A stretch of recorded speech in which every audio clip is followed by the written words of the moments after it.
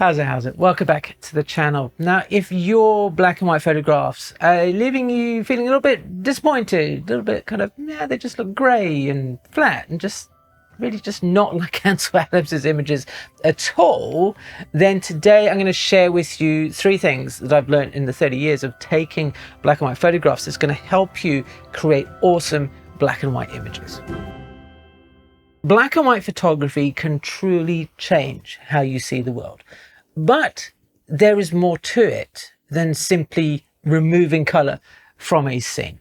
So today we're going to look at why the zone system isn't the be all and end all of everything, why filters are your best friend in photography, and also how photographing in black and white can absolutely change what you see in front of you.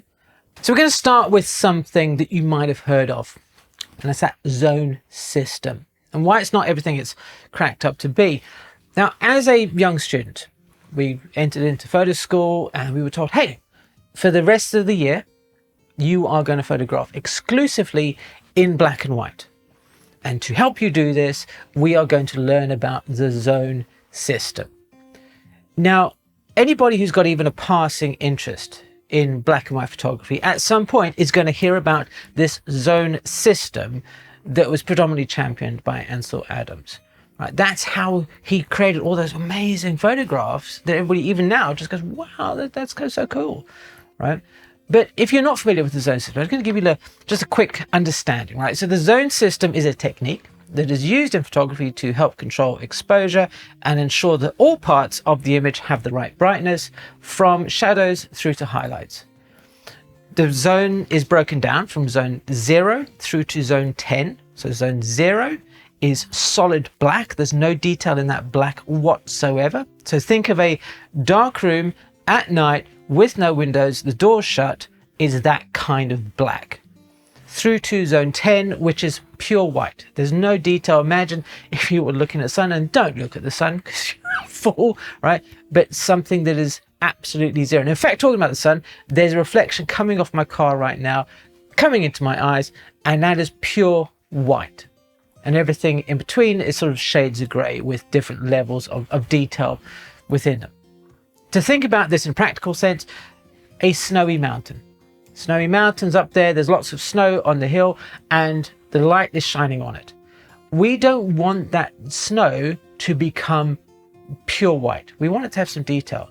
So we know that snow needs to be in kind of like zones 8, 9, somewhere around there. So we expose for it and adjust the exposure to make sure that it's in the correct zone. So already, that zone system explanation is starting to feel a bit dense. But it is important that you get to grips with it, you understand how the zone system works, because it is a foundation for you to work with later on. But what was happening is I felt that it was a binary choice. It was either correct or it was wrong. And if I look at some of my work from that period, so like here's this chap who is, fixing a bearing on a steam locomotive. This is a wonderful example of what would be a great photograph for the zone system. So we have, there's these shadow areas here. So they would be the zones 0, 1, maybe 2. We have the highlight areas. So his face there is zone 6 going into zone 7. So zone 7 is kind of like highlights on Caucasian skin and everything in between. So far, so good. I'm kind of looking at that. But I did feel like it was a little bit restrictive until I saw the work of Anton Corbijn. And I started to kind of go, oh, look, you can do other things within the zone system. You don't have to rigidly conform to having every single piece of luminance and in your photograph, be exactly what it's supposed to be. You can play around with them. And we see this today in many people's photographs. There's a photographer whose work I really admire called Alan Schaller. And if I look at this image here, all right, this is an underground tube station in London. Now, I know that all of this area here has detail in it, But if there were detail there, if we were conforming strictly to the zone system, then this photograph wouldn't work, right? I mean, that's, what a great example of, playing with, discarding some of the ideas. But on the other hand, if we look at, somebody like Imogen Cunningham, here, she is conforming to the zone system. That's why this photograph works. All of these gentle tones, right? She understands that if you just took this as a straight photograph and you let the camera meter expose for everything, and also camera meters as an aside, all want to create a mid-tone zone 5 luminance, and somebody's going to take issue with my phrase saying luminance, but everything wants to, the camera wants to make everything gray, which is why if you just let your camera take a picture of a flower like this and just convert it to black and white, which is why your photographs look gray. Imogen understands the zone system and she's using it here. And here's Anton Corbijn. This picture of Susie Sue. This is not conforming to the zone system, but imagine if it were. If all of this area here on her hair had detail, if all of this shirt had detail, if all of this had some detail, it would, I think, detract from the image. This is what makes Anton's photographs stand out, this crunchy, punchy black and white that is extremely contrasty and lacks a lot of shadow detail. And shadows are, of course, the unsung hero of photography because they hide so much. So with the zone system, get to grips, have a basic understanding of all the zones and what they're technically supposed to be like, but don't let it be the be-all and end-all of your black and white photography. You can, experiment with it. You can change things. And talking about changing things, we're now going to look about filters and how they radically change a major issue with black and white that a lot of beginners struggle with. On our list of equipment that we needed to get for photo school, they said you need some Kirkin P filters and you need green, blue, orange, and red. And we're like, okay, well, what are these for? Up until this point, I'd never photographed in black and white before. So I had no idea what these were supposed to do. And one of the frustrations that I had as a young photographer, getting started, and if I look at one of my photographs here from the period, right, the sky behind Ursula here is quite white. Now, what happens here is that we're running into a problem that black and white photography has for people who don't know how to use it. And that is that black and white films, and also the similar thing kind of happens in digital, have a sensitivity to various light. So, for example, black and white film was overly sensitive to blue, which is why when you look at the old footage of people being in dark rooms, the light's all red or orange, because black and white is less sensitive to those colors. So I'm going to ask you a question. This picture here is on the same day as the black and white one of Ursula that we just looked at. What is it in here that you think is making that sky go white? Yeah, so it's the blue in the sky. That's all going white because the black and white is overly sensitive to it. So all of a sudden, when you start looking at the photograph and you turn it into black and white, it loses a lot of drama because this all goes white, this is now all white, right? And it just, it loses it. So to fix this, we put on a filter. Now the filter changes it up completely. And now if you look at this photograph here, why is this sky, even though the real sky is blue, why is it now a darker color? That's because I have an orange filter on the camera, right? So I'm changing how the scene looks. Now, a side benefit of this is all of a sudden, anything that is orange starts to become lighter. If you look at the skin tones on this image, right? They're a lot lighter because we have orange in our skin. And if we go to the extreme, right, look at this photograph. It's very punchy. It's very black and white. I can absolutely see my Anton Corbijn, influences coming through. But what's happened to the sky? That sky's black, right? We have David's skin here is completely blown out white. Remember what I said about, the zone system? It shouldn't technically be like that. This guy here, there shouldn't technically be just pure black. There should be details. But this photograph, if there was this complete range of tonality from everything across the whole image, would, I think, fail if it were done, for want of a better word, properly. So these days, obviously, we don't really have filters in front of the lenses because we don't have to manipulate the light before it lands on the film. We can do things digitally. And many cameras have the ability to create different profiles for black and white. So you may have seen these, max black, max white, red, green, blue, what have you. And you can also do the same thing in Lightroom. Now, hoping that this is starting to give you a bit more of an understanding about how you can change the look of the images without just resorting to, whacking up the contrast or burning in things or what have you. As a little practice, take a photograph of a scene that has a number of, colorful elements in it. Maybe some reds, some greens, some blues, some of the primary, and oranges. And then go into Lightroom and play with the sliders. Take the red all the way up, take it all the way down. See what happens to those colors. This, more than anything, is going to make your photographs start to pop a lot more. Black and white has a hidden property that took me ages to discover, and that is its ability to reduce the world to graphic elements, to strip away all the distractions and leave behind the things that I love, which are the shapes and the lines and those textures.